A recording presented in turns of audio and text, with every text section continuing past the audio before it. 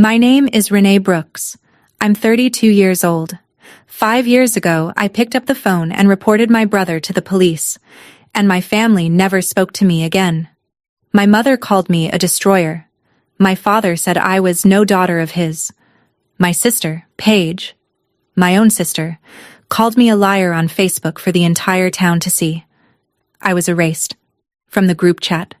From Thanksgiving. From every birthday. Every holiday. Every Sunday dinner at the house on Maple Ridge Road. For 5 years I was alone. But here's what none of them knew. I wasn't the only one. There were 7 others. All inside our family. And every single one of them had been keeping the same secret. What happened in that courtroom changed everything. But first, let me take you back to the beginning. Welcome back to Calm Drama Stories, where families who chose silence learn that the truth has its own timeline. If you're new here, stick around. You're going to want to hear how this one ends. Hit subscribe so you don't miss it. Now, let's get into it. I grew up in Millbrook, New York. Population 12,000. The kind of town where your neighbors know your business before you do, and the grocery store cashier remembers your mother's maiden name. The Brooks family was a fixture. My parents, Diane and Gerald, had lived on Maple Ridge Road for 31 years. Same house, same church, same pew, 3rd row back, Methodist, every single Sunday. There were 4 of us kids. Travis was the oldest, then me, then Paige, then Russell, the baby, who moved to Colorado at 18 and barely came back. Travis was the golden child. No exaggeration. He opened an auto repair shop at 25, Brooks & Sons Automotive. And within 3 years, he employed 14 people. He sponsored the Little League team. He donated to the church roof fund. People in Millbrook didn't just like Travis. They relied on him. My father relied on him too. When Dad retired from the plant at 56, Travis took over the mortgage. $2,400 a month. Dad never said thank you out loud, but he didn't need to. Travis could do no wrong in that house. And me? I was the quiet one. Finished nursing school at 22 with $47,000 in student loans. No help from home. I worked at Millbrook Urgent Care, pulling 12-hour night shifts and paying my own rent on an apartment 8 minutes from my parents' house. Every night, the group chat would light up. The Brooks family. All of us on iMessage. Mom would send a message. Travis always replied first, then Paige, then me. Travis always knew what to say to make everyone feel comfortable. That was his gift. I used to admire it. I didn't know yet what else he was capable of. At 27, my life was small and steady. I liked it that way. I'd get to the clinic by 6:45 p.m. clock in. 12 hours of sprains, fevers, chest pains, and crying toddlers. Clock out at 7 a.m., drive home in the gray light. Sleep until 3. Do it again. My apartment was nothing special. 1 bedroom above a dentist's office on Route 9. The heat clanked. The windows stuck in summer. But it was mine, and I paid for it myself, and nobody could take that from me. On the hook by the front door, I kept a red wool scarf. My grandmother knitted it for me when I was 10, the last Christmas before she passed. The yarn had faded from crimson to something closer to rust, and one end was starting to unravel. But I never replaced it. That scarf was the only thing I owned that felt like home when home stopped feeling safe. I still went to Sunday dinners, sat in my usual chair, passed the rolls, laughed at Dad's jokes, helped Mom dry the dishes. I wasn't close with Travis. We didn't fight. We didn't bond. We just existed in the same orbit, 2 planets with different gravities. He ran the shop. I ran my shift. Different worlds. If you'd asked me then to describe myself, I'd have said, I'm not the loudest person in the room. Never have been. I do my job. I go home. I mind my business. That's who I was. That November, something changed. Not gradually. Not with warning. It happened in one overheard sentence at a Thanksgiving dinner, and after that, there was no going back. Thanksgiving. My parents' kitchen. I was at the counter, slicing pie, when I heard Megan's voice from the hallway. Megan was 17, my Uncle Russell's daughter. The cousin I only saw at holidays. Quiet kid. Kept to herself. Always had earbuds in. She was talking to Paige. I wasn't trying to listen, but the kitchen was small, and Megan was crying, and certain words cut through walls. Paige's voice came back low and sharp. Don't make this a thing. Just don't be alone with him. The knife stopped in my hand. Don't be alone with him. I set the knife down, wiped my hands, walked past the hallway like I was heading for the bathroom. Paige saw me and went quiet. Megan wiped her face with her sleeve and walked the other way. After dinner, I found Megan on the back porch. She was sitting on the steps, arms wrapped around herself, breath fogging in the cold. I sat down next to her. Didn't say anything for a minute. Then, Megan, you can talk to me. She told me. I drove home, sat in my car in the parking lot for 40 minutes, engine off, hands on the wheel. The porch light from the dentist's office threw a yellow stripe across my dashboard. I looked up at the hook where my red scarf hung, visible through the window. That scarf was the only warmth in the whole building. The next morning, I called the Dutchess County Sheriff's Office. A woman named Detective Erin Walsh met me at the station. She had a yellow legal pad and a calm voice, and she wrote down everything I told her. Every word. Then she looked up. This is going to be hard, are you sure? I was sure. The investigation moved fast. Travis was questioned within 72 hours. And within 72 hours, my phone rang. It was 9:14 p.m. I was putting on scrubs for my shift. My mother's name lit up the screen. I picked up, and before I could say hello, Diane Brooks delivered the 6 words that would define the next 5 years of my life. You're destroying this family. Not? Is it true? Not? What happened? Not? Are you okay? You're destroying this family. I tried to explain. Mom, Megan told me herself. Megan is a teenager. Teenagers exaggerate. You should know better. I pressed my back against the bathroom wall and closed my eyes. This isn't something a teenager makes up. Travis has done nothing but good for this family, she said. Her voice was flat, rehearsed, like she'd already practiced this speech before calling me. He pays your father's mortgage. He employs half the men in this town. What do you think happens when you take that away? Mom, I couldn't just... You could have come to me first. You could have handled this privately. Instead, you called the police like he's some kind of criminal. I didn't say what I was thinking. I let the silence sit. Then she gave me the ultimatum. Pull the report. Tell the detective it was a misunderstanding, or don't come home for Christmas. I can't do that, Mom. Then don't come home for Christmas. The line went dead. I stood in my bathroom for a long time. The scrubs were cold against my skin. My shift started in 40 minutes. I put on my shoes. I drove to work. I clocked in. And that was the last time my mother spoke to me for 5 years. The next morning, my father called. I picked up hoping for something different. A question, a pause, anything. Gerald Brooks gave me 8 words and a dial tone. No daughter of mine would do this. Click. I stared at the phone. 8 words. 35 years of being his kid, and 8 words was all I got. That afternoon, Paige posted on Facebook. She didn't tag me, but she didn't need to. Everyone in Millbrook knew exactly who she meant. Some people will do anything for attention, even destroy their own brother. Disgusting. 231 likes, 47 comments, 1 from my mother, a single heart emoji. The next week was worse. At work, a patient looked at me across the exam table and said, "You're the one who..." Then stopped herself. But I heard the rest in her silence. The case moved forward for 6 weeks. Then it stopped. Megan was 17. Her parents, my Uncle Russell and his wife, pressured her to recant. They didn't use the word recant. They used the word clarify. Same result. Without corroborating testimony, the DA couldn't build a case. The charges were dropped. Travis went back to the shop, back to church, back to Sunday dinners. The town exhaled. A misunderstanding. A jealous sister. A teenage girl who exaggerated. Case dismissed. Detective Walsh called me the day it happened.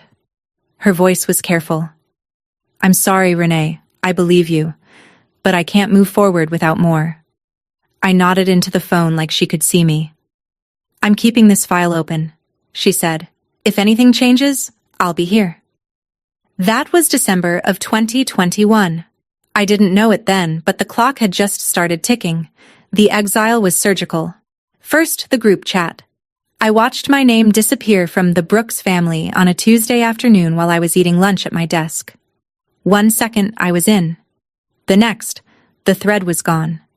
27 years of belonging, deleted with one swipe. Then Christmas. I drove past my parents' house on Christmas Eve and saw the cars in the driveway.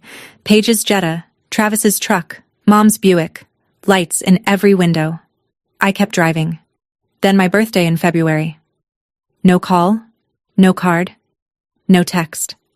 For the first time in 28 years, Diane Brooks did not wish me a happy birthday.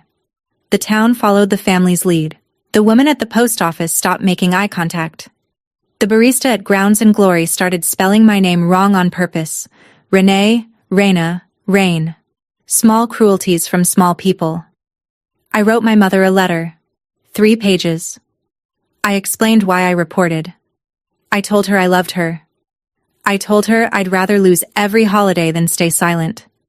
She never replied. I mailed Paige a gift for her 25th birthday. A bracelet from the craft fair she used to drag me to every summer. The box came back 2 weeks later, unopened. Returned to sender. I held the box in my hands for a long time. The tape was still smooth. The bow was still tied. She hadn't even looked inside. I set it on my kitchen counter and stared at it while the coffee got cold. I had 2 choices: stay in a town that had chosen my brother's silence over my truth, or leave everything I knew behind. I chose the second one. March, a Wednesday. I loaded my car before sunrise. The apartment above the dentist's office was empty. I'd cleaned it twice. Once because it needed it. Once because I needed something to do with my hands. The walls had lighter squares where my pictures used to hang. The kitchen counter had a ring from my coffee mug that wouldn't come out no matter how hard I scrubbed. I took the red scarf off the hook by the door and wrapped it around my neck. The yarn smelled like nothing now. Not like Grandma's house. Not like lavender. Not like anything. But I could still feel the weight of it. I locked the door. Dropped the key in the landlord's mailbox. Got in my car. 3 hours north to Albany. 1 suitcase, 1 box of books, a nursing license, and 0 family members who would answer my calls. I didn't look in the rearview mirror when I crossed the town line. I didn't cry. I didn't turn on the radio. I just drove. The next 5 years of my life fit into 3 sentences. I worked, I healed, and I built a life that no one could take from me. Albany was gray and loud and anonymous. I loved it. I got a job at Albany Medical Center within 2 weeks. Night shift. Same hours. Different building. Nobody knew my name, and nobody knew my brothers, and that was the best thing that had happened to me in months. The first 2 years were survival. I rented a studio on Washington Avenue with radiator heat and a window that faced a brick wall. I ate oatmeal for dinner 3 nights a week. I paid my loans on time every single month, $47,000 whittled down to 39, then 32, then 26. I started studying for my nurse practitioner certification, evenings at the library, weekends in the study room, clinicals at a free clinic in the South End. I passed on the first attempt. I also started therapy, every Tuesday at 5. My therapist's name was Dr. Lindgren, and she had a habit of saying things that landed like stones in still water. One session, about 6 months in, I told her I felt like I'd broken my family.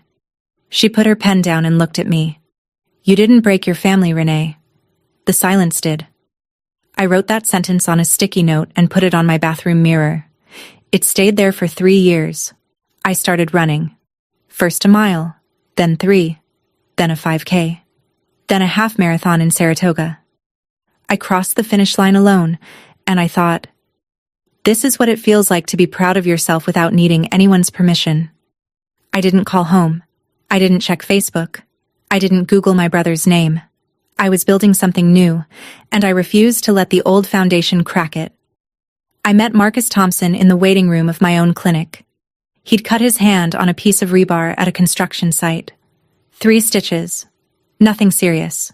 He was 32, calm, polite, and he kept apologizing for bleeding on the chair. "It's an urgent care," I told him. "Bleeding is kind of the point."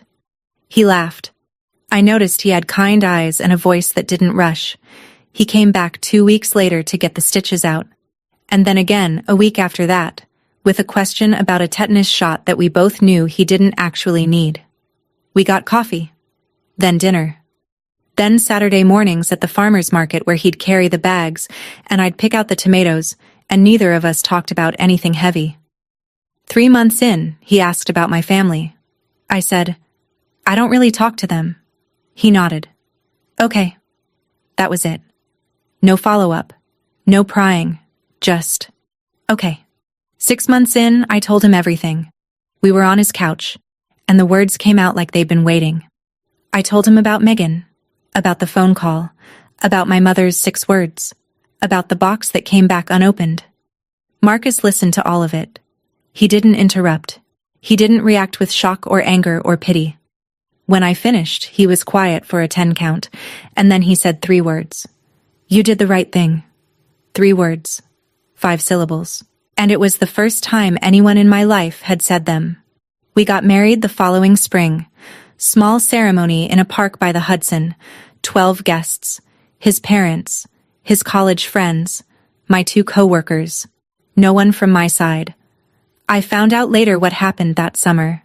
Megan Brooks was 22 by then, sophomore at SUNY New Paltz, studying psychology. She'd transferred twice and taken a year off, the kind of academic record that looks scattered from the outside, but makes perfect sense when you know the inside. For a class on developmental trauma, her professor assigned a research exercise. Find a published case study or news article about a topic related to the course, analyze it, write a reflection. Megan went to the library database. She typed in keywords, and then, on instinct, she typed something else. Travis Brooks Millbrook. The article was small, buried in the Millbrook Gazette archive from 5 years earlier. 6 paragraphs. No photo. Local man questioned in connection with misconduct allegations. No charges filed. Megan stared at the screen. She read the article twice. She recognized my name. I was referred to as a family member who reported the allegations to authorities. She sat in that library chair for 45 minutes.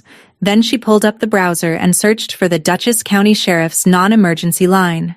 She didn't call her mother. She didn't call Russell. She didn't call Diane or Paige or anyone in the Brooks family. She called the number at the bottom of the article. Detective Aaron Walsh picked up. I wouldn't learn about this phone call for another 14 months. By then, 6 more people would have made the same call. But Megan was first.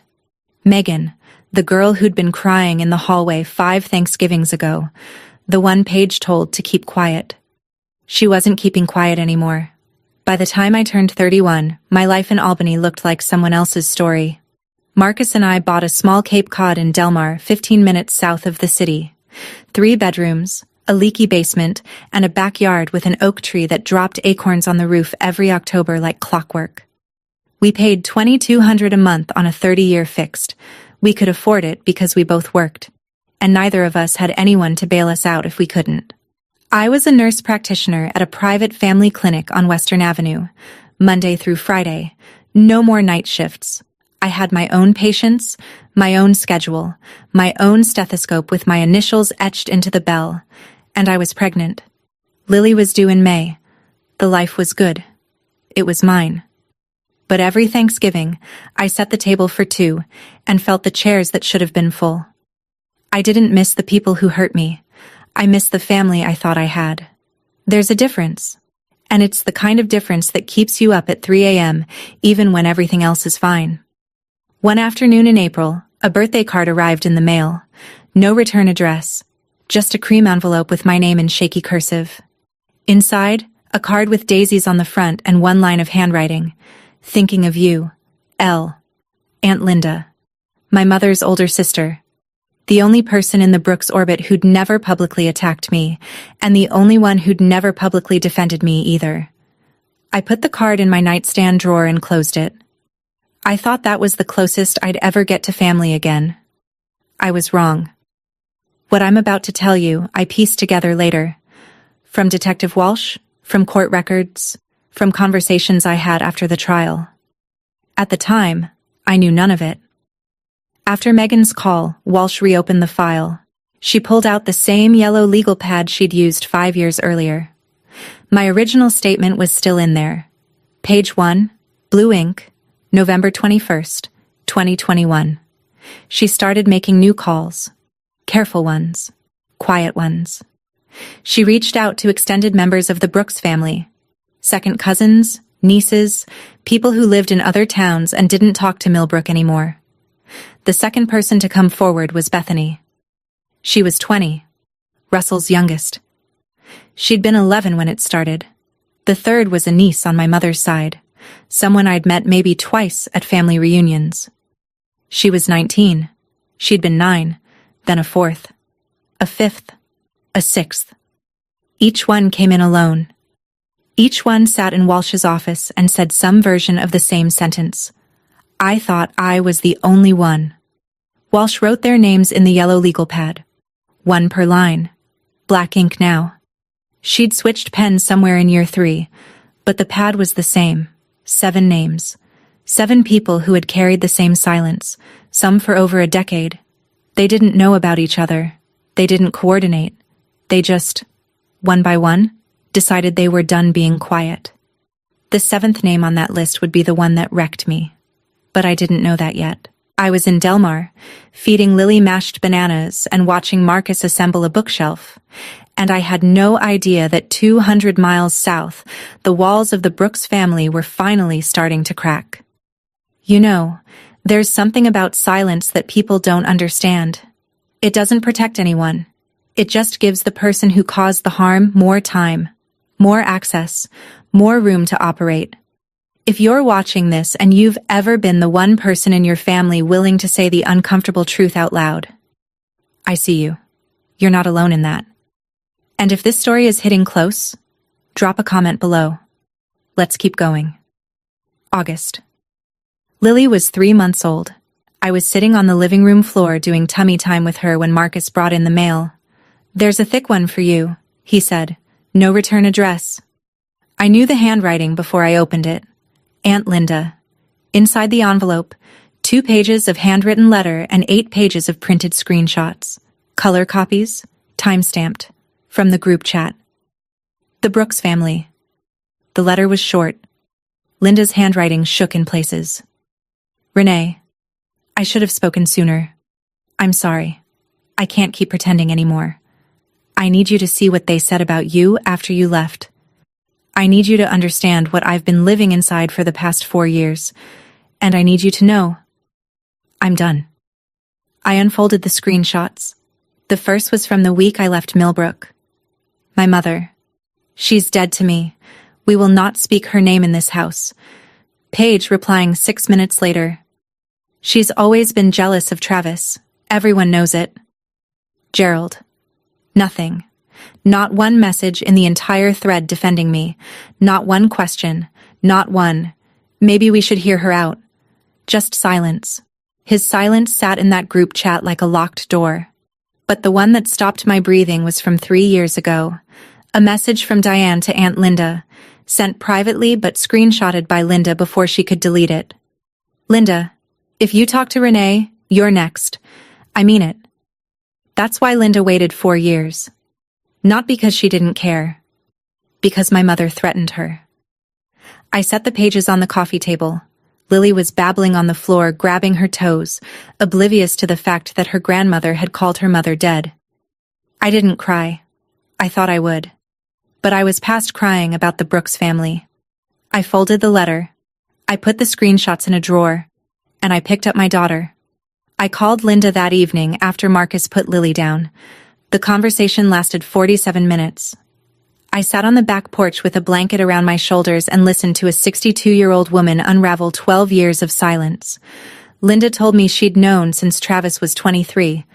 A younger cousin, someone I barely remembered, had told Linda at a family barbecue, pulled her aside by the cooler, whispered it, begged her not to tell anyone. Linda told Diane. One conversation, kitchen table, coffee getting cold. Diane's response, "You misheard. Drop it." Linda dropped it. Not because she believed Diane, because Diane was her only sister, and Linda couldn't survive the idea of losing her. So she folded the truth into a small square and tucked it away. The way you put a bill you can't afford into the back of a drawer and hope it disappears. "I've been carrying this for 12 years, Renee," she said. Her voice cracked on the number. 12 years. I pressed the phone to my ear. I could hear her breathing through the static. "You were the brave one," she said. "You were always the brave one, and I was too scared to stand next to you." I didn't have it in me to be angry at Linda. She was another person my mother had silenced. Another person who'd been given the same impossible choice, the truth or the family, and chosen the family. I'd made a different choice, and it cost me everything. At the end of the call, Linda said one more thing. "There are others, Renee. I don't know how many, but there are others." I closed my eyes, held the phone against my cheek. "I know," I said. I didn't. Not really. But somewhere in my chest I'd always known. That night, after Linda hung up, I couldn't sleep. Marcus was breathing steady beside me. Lily's white noise machine hummed from the nursery. The house was quiet. My mind was not. I got up and went to the closet. In the back, behind a box of maternity clothes I'd meant to donate, there was a smaller box. Brown cardboard. No label. I'd sealed it when we moved in and hadn't opened it since. Inside, my nursing school diploma. A photo of me and Paige at the county fair, age 12 and 9. A birthday card from my dad with a $20 bill still inside. And the red scarf. I pulled it out. The wool was thinner than I remembered. The color had faded past rust into something almost pink. One end was frayed to threads. I sat on the kitchen floor, back against the cabinets, and wrapped it around my hands. I cried. First time in 2 years. Not the polite kind. The kind that comes from your stomach, that makes your whole body shake, that you have to press a towel against your mouth to keep from waking the baby. I wasn't crying for what they did to me. I was crying for the 27-year-old who left Millbrook with nothing but this scarf and a nursing license. She deserved better than what her family gave her. I was going to make sure she got it. I washed my face. Put the scarf back in the box. Went to bed. In the morning, Lily woke me up at 5:15, and the day started like any other. 6 months passed. Lily took her first steps in October, holding on to the edge of the coffee table and letting go like she'd been planning it all week. Marcus recorded it. I cried again, but the good kind. I got a raise at the clinic. We paid off the car. Marcus started coaching a youth basketball team on Saturday mornings. I planted tomatoes in the backyard that died within a month because I forgot to water them. Normal life. Simple life. The kind of life I'd spent 5 years earning the right to have. I didn't call Linda again. We'd said what needed saying. There was nothing left to add. And sometimes the most respectful thing two people can do is let a conversation end. Twice that fall, my phone buzzed with calls from a Millbrook area code. I didn't pick up. Both times, the voicemail was empty. Just 4 seconds of silence and a click. I deleted them. Winter came. Lily turned 1. We had a party, Marcus's parents, 2 couples from the neighborhood, a cake with a single candle. Lily stuck her whole fist in the frosting and everyone laughed, and for 1 full hour I didn't think about Millbrook or my mother or the group chat or the word destroyed. It was a good hour. And then, on a Tuesday morning in March, my phone rang. The caller ID said, Dutchess County Sheriff's Office. I stared at the screen for 3 rings before I answered. Renee, this is Detective Walsh. I sat down on the kitchen floor. Right there, next to Lily's high chair, with a spoonful of yogurt still in my hand. I told you 5 years ago I'd call if anything changed, she said. Something changed. My pulse went loud in my ears. Lily smacked the tray and said, "Mama," and I couldn't respond. 7 individuals have come forward independently over the past 14 months, Walsh said. All family members, all reporting the same person, all consistent. 7. I pressed my free hand flat against the tile. I needed to feel something solid. The district attorney is convening a grand jury, Walsh continued. We're going to trial Renee. I opened my mouth. Nothing came out. I tried again. Who are they? I can't share names yet. But I want you to know. Your report 5 years ago is what started this. Your name appears in every single one of their statements. You're the reason they came forward. I looked at Lily. She was licking yogurt off her fingers, completely unaware that the phone call I was holding had just split my life into before and after. I still have my notes from your case, Renee. Same yellow pad. I almost laughed. Almost. What do you need from me? I asked. Your testimony. If you're willing. I watched Lily drop a Cheerio on the floor and look at it with genuine surprise, like gravity was a new concept. I'm willing, I said. I hung up, set the phone on the counter, stared at the ceiling for a long time. I didn't feel victory. I didn't feel relief. I felt heavy, because 7 meant 7 childhoods, 7 silences. And I'd only known about one. Marcus came home at 6:12. I was sitting at the kitchen table. Lily was napping. The yogurt was still on the high chair tray, dried into a crust. He looked at my face and set his bag down slowly. What happened? Walsh called. 7 people came forward. They're going to trial. Marcus pulled out a chair and sat across from me. He didn't speak for a while. Then, 7? 7. He put his hand on the table, palm up. I put mine in it. This isn't a victory, I said. This is 7 people who were hurt and nobody stopped it. Including me. I reported once, and I left. You didn't leave. You were pushed out. Maybe. But I could have fought harder. I could have stayed. I could have gone door to door to every cousin and aunt and... Renee. He squeezed my hand. You were 27 years old. You went to the police. Your entire family turned on you. Your own mother told you she'd disown you. You did more than anyone else in that family was willing to do. I knew he was right. But knowing and feeling are 2 different zip codes, and I was stuck at the border. That Thursday, I sat in Dr. Lindgren's office and told her about the call. She listened with her hands folded, the way she always did. You cannot hold yourself responsible for a system that was designed to silence you, she said. I peeled the cuticle on my thumb until it bled. They were children, I said. And you tried to help. And the system failed. And now the system is trying again. 2 weeks later, a manila envelope arrived from the Dutchess County DA's office. Inside was a subpoena. I was being called to testify. The grand jury indicted Travis on 11 counts. The Millbrook Gazette ran it on the front page. First time a Brooks had been on the front page for anything other than a Little League sponsorship. Diane went into overdrive. I heard this from Linda, who heard it from a cousin in town. My mother called every family member she could reach. The script was always the same. This is a misunderstanding. Travis would never. These girls are confused. These girls. Like it was a club. Like they'd organized. Then my father called me. First time in 5 years. His name on my screen felt like finding a spider in your shoe. Renee. His voice was thin. Old. You need to stop this. You need to tell them you made it up. I didn't make it up, Dad. And I'm not the one who came forward this time. 7 other people did. Silence. The kind that sounds like a door closing. He hung up. 2 days later, Paige sent a text. 1 line. You're going to regret this. I screenshotted it. Forwarded it to my attorney. Didn't reply. Travis posted on Facebook the same week. The truth will come out. I'm innocent. Thank you to everyone standing by me. 847 likes. 112 comments. Praying for you, Travis. We know who you are. Stay strong, brother. I didn't read the comments.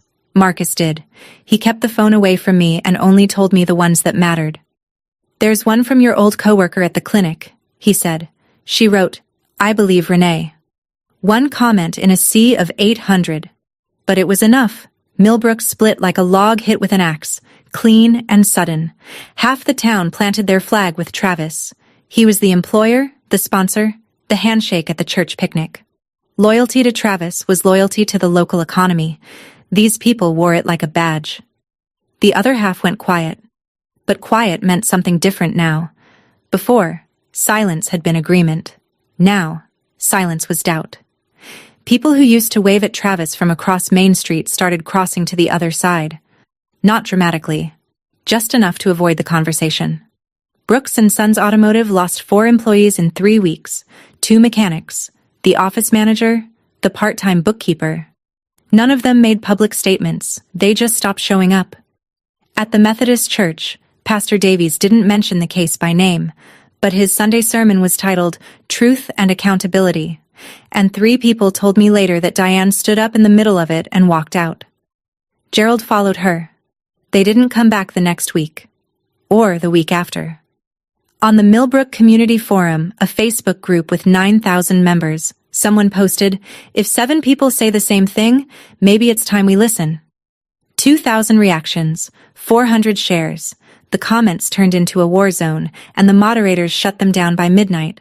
I didn't read any of it. Marcus would summarize the positive ones. "There's a woman named Carol who says she worked with you at the clinic. She posted a photo of you two at the holiday party. She said you were the most honest person she ever met." I didn't need Millbrook to believe me, but it didn't hurt to know that some of them finally did. 7 people. That's what it took. Not 1. Not 2. 7. And every single one of them said the same thing to Detective Walsh. I thought I was the only one. If this story is making you think of someone you know, share it with them. Sometimes knowing you're not alone is the thing that changes everything. All right, back to the story. 6 weeks before trial, I drove to Poughkeepsie to meet with the assistant district attorney. Her name was Claire Novak, mid-40s, navy suit, no small talk.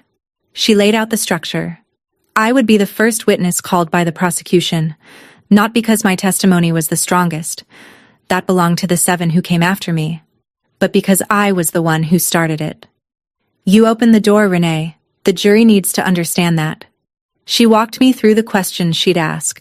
I practiced my answers in her conference room while Marcus sat in the hallway with Lily on his lap. My voice cracked on the 3rd run-through. Claire stopped me. "You don't have to be perfect. You just have to be honest." I drove home and couldn't eat dinner. Marcus didn't push it. He made soup and left it on the counter for when I was ready. That night, I lay in bed and stared at the ceiling and heard my father's voice. No daughter of mine would do this. 5 years old and still sharp. I wondered what he'd say when he saw me on the stand.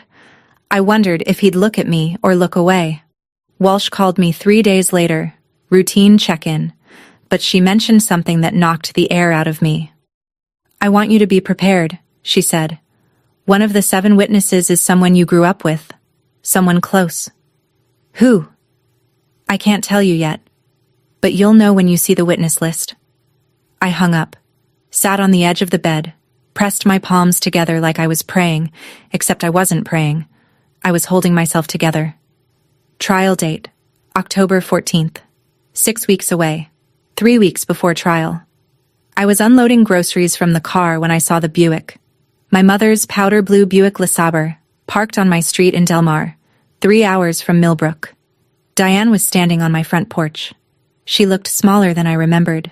Her hair had gone fully gray. She was wearing a coat I didn't recognize. I set the grocery bags on the ground and walked up the steps. We stood 3 feet apart.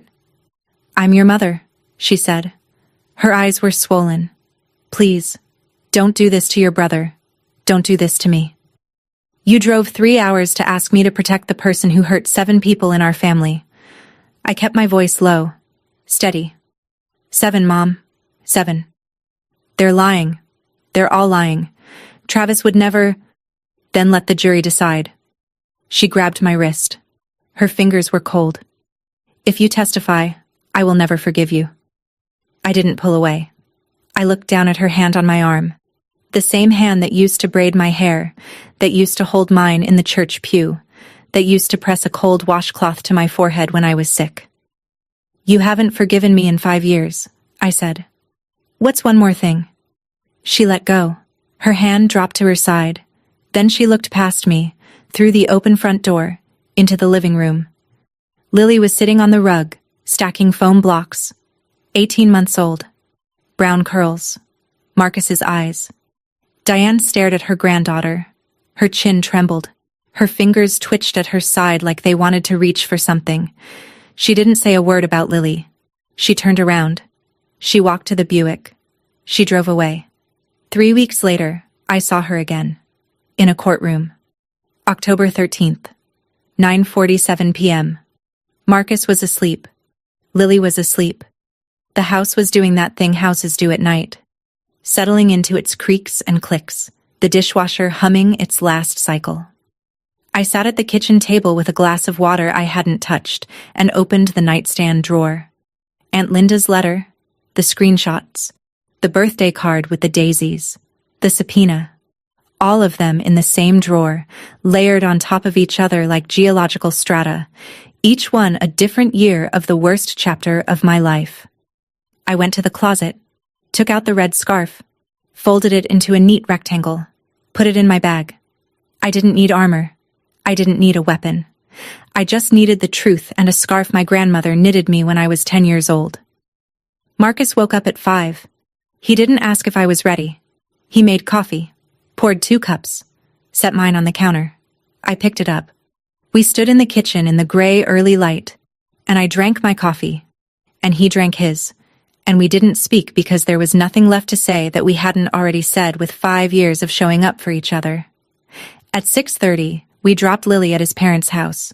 She waved goodbye from the window and said, "Mama, bye-bye." I waved back, smiled. Then I got in the car and drove south toward Poughkeepsie. Dutchess County Courthouse. Gray stone, October sky, 9 a.m. The parking lot was full. I counted plates from 4 different counties. Marcus found a spot on a side street 2 blocks away, and we walked in through the back entrance because Claire Novak had told me to avoid the front steps. "There might be press," she'd said. "Small town case, big implications. Local affiliates are interested." The courtroom was built for 80 people. There were over 120 inside, and a line at the door. Standing room only. Bailiffs had brought in extra chairs along the back wall. I walked in and saw the divide. On the left, Marcus and me, Claire Novak. Walsh, in a navy blazer, her yellow legal pad on her lap. The 7 witnesses were in a separate room. They'd be brought in one at a time. On the right, the Brooks family. Diane in a black dress, rosary in her lap. Gerald in a sport coat that was too big. He'd lost weight. Paige in the row behind them, arms crossed, jaw tight. Her eyes were red, but she wasn't crying. She was staring at me. Travis was brought in through a side door. Orange jumpsuit exchanged for a blue dress shirt and khakis. His attorney's choice. He looked thinner, smaller. The last time I'd seen my brother was 5 years ago, at that Thanksgiving table, carving the turkey with one hand and resting the other on the back of my father's chair like he owned the room. He didn't own this room. I sat down. Marcus took my hand. I adjusted the red scarf around my neck and looked straight ahead. The judge entered. The room stood. It was beginning. "The people call Renee Brooks." I stood up, smoothed my blouse, walked to the witness stand. The courtroom was so quiet I could hear the fluorescent lights buzzing above the jury box. 12 faces, 6 women, 6 men, all watching. Claire approached. "Ms. Brooks, can you tell us about November 21st, 2021? I told them. I told them about Thanksgiving dinner, about Megan crying in the hallway, about Paige's voice, sharp and low, saying, "Don't be alone with him," about sitting on the back porch with a 17-year-old girl who trusted me enough to tell the truth. I told them about the phone call I made the next morning, about Detective Walsh's yellow legal pad, about the 6 words my mother said. "And what happened after you filed the report?" Claire asked. I was removed from my family. My mother stopped speaking to me. My father disowned me. My sister called me a liar publicly. The case was dropped. I moved to Albany. I started over. And did you have any contact with the 7 other witnesses prior to their reports? None. Did you encourage, coach, or coordinate with any of them? No. I didn't know they existed until Detective Walsh called me 14 months ago. The defense attorney stood for cross-examination. Ms. Brooks, isn't it true you hold a personal grudge against your brother? I looked at him. Then I looked at Travis. Then I looked at the jury. I have no grudge against anyone in this room. I reported what I knew. That's all I've ever done. On the right side of the courtroom, my mother was crying. My father held her hand and stared at the floor. Paige sat perfectly still. I stepped down. For the first time in 5 years, someone had listened. They came one at a time. Megan first. 22 years old. She walked to the stand with her chin up and her hands clasped in front of her like she was bracing for a wave. She answered every question clearly. Her voice shook twice, but she never stopped. When she finished, she looked at me in the gallery. She didn't smile. She just nodded. One small dip of the chin, and walked past. Then Bethany, 20, shorter, quieter. She cried through most of her testimony, but she didn't ask to stop. When the defense attorney pressed her on a timeline detail, she corrected him with the exact date. She'd kept a journal. Then the third. A cousin I hadn't seen since she was 9. She was 19 now and taller than me. She spoke in a voice so low the judge asked her to repeat herself twice. She did, each time louder. The 4th, the 5th, the 6th. I didn't describe their stories here, and I won't. Each one carried something private to that stand, and it belongs to them. What I will say is this: each one walked up. Each one said their name. Each one told the truth. And each one sat down and exhaled like they'd been holding their breath for years. Detective Walsh took the stand after the 6th witness. She opened her yellow legal pad, the same pad from my kitchen table 5 years ago, the same one from Megan's call 14 months ago, and she walked the jury through the investigation. I've been working this case for 5 years, she said. 7 victims, all reported independently. None of them knew about the others until this trial. The courtroom was silent. Not the awkward kind, the heavy kind, the kind that presses against your chest. I sat in my seat and counted. 7 people, 7 childhoods. 1 family's silence, and a detective who never closed the file. After the 6th witness stepped down, something broke on the right side of the courtroom. Diane stood up. The bailiff moved toward her, but she wasn't heading for the door. She was facing the judge. This isn't fair. Her voice was high and ragged. My son is a good man. You're all lying. You're all lying. The judge's gavel came down hard. Ma'am, sit down, or you will be removed from this courtroom. Gerald grabbed Diane's arm and pulled her back into the seat. She collapsed against him, shaking. The rosary beads clicked as her hands trembled. She said it again, quieter now, into Gerald's shoulder. I did what I thought was best for my family. I watched her from across the aisle. This woman who had braided my hair, who had taught me to make pie crust, who had stood in her kitchen 5 years ago and told me I was destroying everything she'd built. She was right about one thing. The family was destroyed. But not by me. It was destroyed by every Sunday dinner where the truth sat at the table and nobody acknowledged it. By every group chat message that chose the comfortable lie. By every "don't make this a thing" and every "drop it" and every door that closed on a child who needed it to open.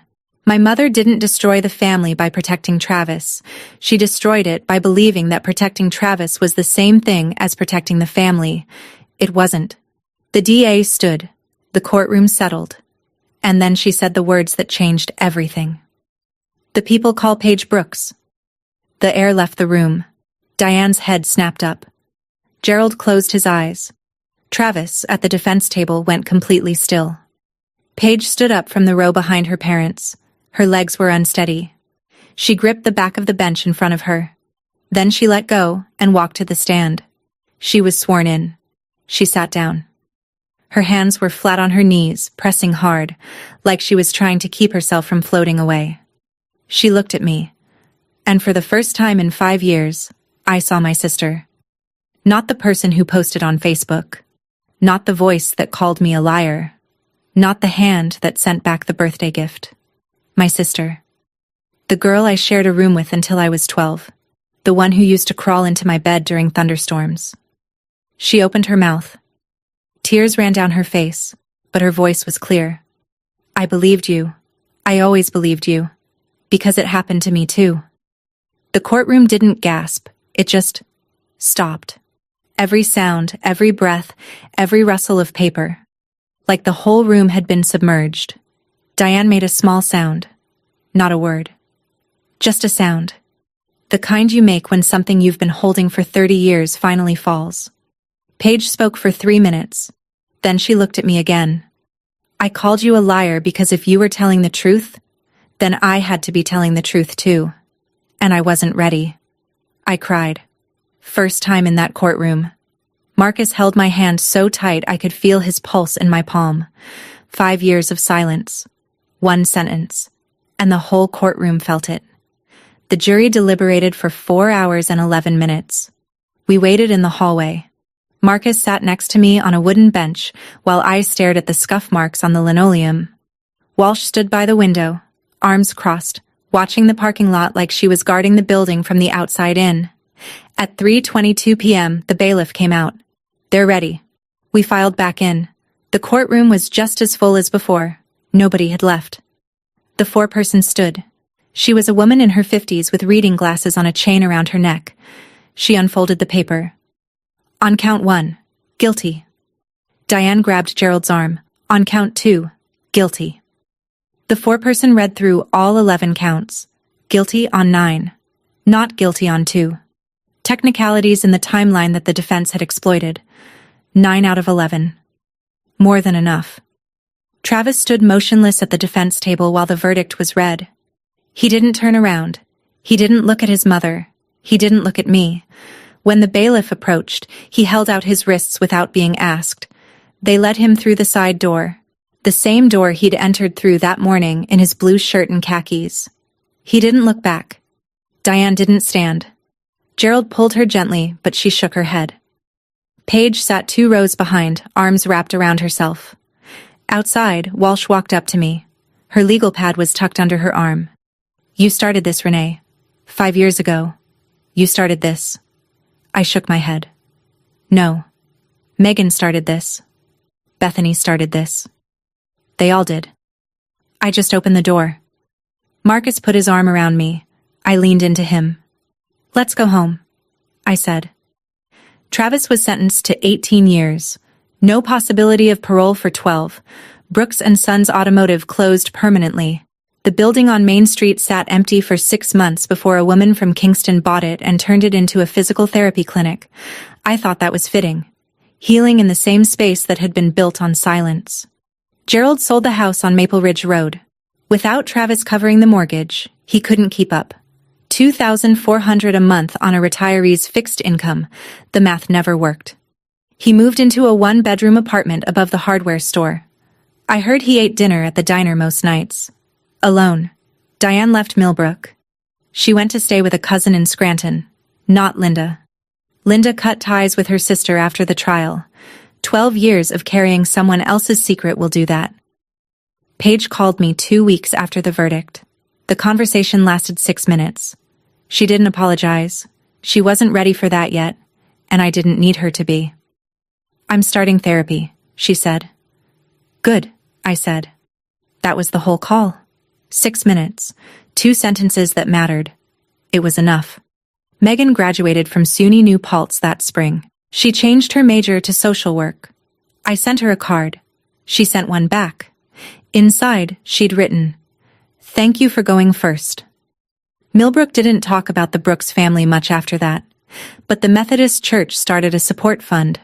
Anonymous donations, anonymous access. Small change, quiet change. The kind that doesn't make the news but reshapes a town one conversation at a time. I didn't go back to Millbrook. I didn't need to. My home was in Delmar, with Marcus and Lily and a backyard full of dead tomato plants and a life I'd built from scratch. People ask me if I regret reporting my brother. I don't. I regret that I had to. I regret that 7 other people carried the same secret because my family taught them that silence was loyalty. But silence isn't loyalty. Silence is complicity. And I'd rather be alone and honest than surrounded by people who need me to lie so they can sleep at night. Forgiveness is something I'm working on. But reconciliation? That's a different conversation. And it's not one I owe anyone. That's my story. 5 years of silence?